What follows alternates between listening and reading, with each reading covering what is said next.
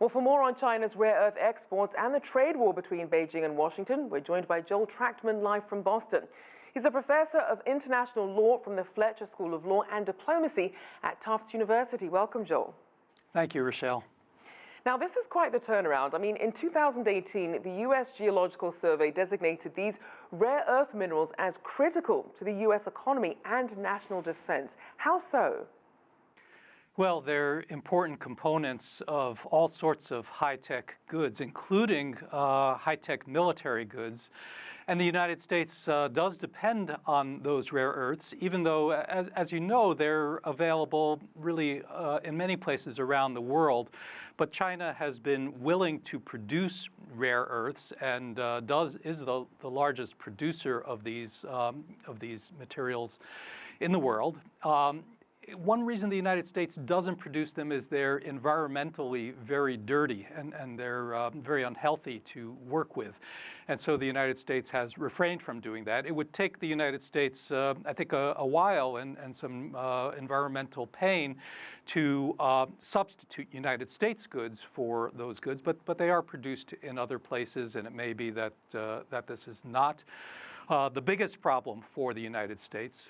Now, I'm sorry. Sure. I just, as we look at the U.S., I mean, until the 1980s, the U.S. was actually the largest producer of rare earths. But now, as we know now, Chinese rare earth mines account for around 70% of global output. If, perchance, China was to halt its exports to the U.S., what's at stake here for both countries? Well, it would be tough for United States producers of all sorts of goods that require these rare earths to produce magnets or other components of these goods. They might seek them elsewhere. The price might rise. There might be smuggling, as there was in 2010. You know, China restricted exports of these goods to Japan in connection with the dispute at that time.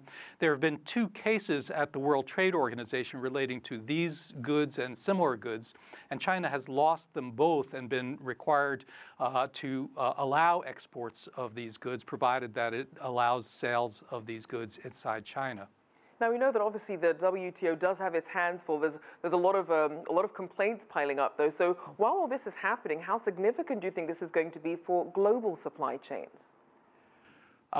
It's going to be significant in that it will raise prices for production in the United States. And as you know, there are all of these other that are already for production in the United States. So one thing that might occur is that it will become more and more expensive to produce in the United States, reducing investment in the United States, and companies that rely on these supply chains will seek alternative sources for the kinds of goods that utilize rare earths and other materials that are restricted by the United States for importation or by China for exportation to the United States. And you mentioned that this is something that is available in other countries, though not to the same degree as in China. So talk about some of the alternative countries and the alternative sources that are out there if the U.S. does have to go elsewhere for rare earths.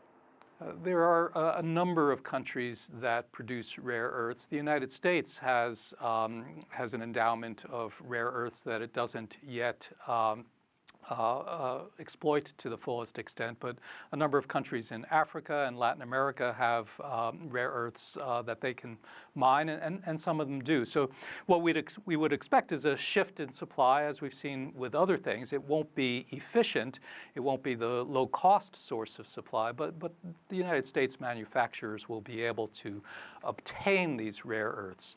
This seems like part of a tit-for-tat negotiation. We had stalemate in the tariff war between China and the United States a couple of weeks ago. President Trump said we're going to impose these export controls on materials that Huawei needs.